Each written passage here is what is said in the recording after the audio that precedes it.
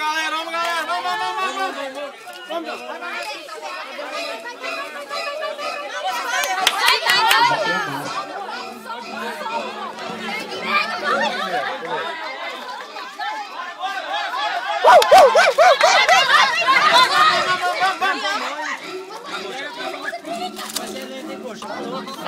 Vai não. Vamos, passa. Vai rápido.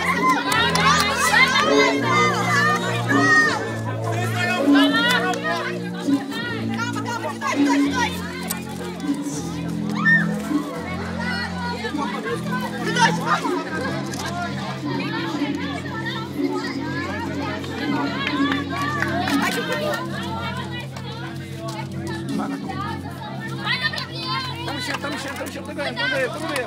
Gente, tá na frente,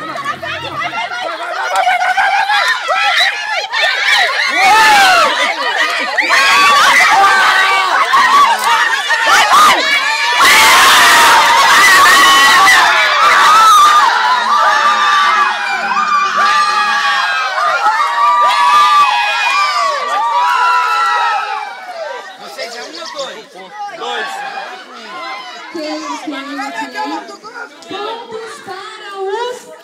Pontos para os reis. Deus é rei! Vamos fazer o último 20 pontos. Vamos fazer a última atividade de hoje, de gincana, porque depois vai ser futebol e área livre. Escutem, presta atenção. Precisa-se de 4 pessoas por cada grupo. 2 pessoas, que é bom para mergulhar, né, para ficar dentro da piscina, e 2 para nadar, ok? Independente de ser homem ou mulher. Vocês têm 5 minutos para providenciar a roupa e a gente se encontrar na piscina. 5 minutos para vocês providenciar a roupa, a gente voltar na piscina.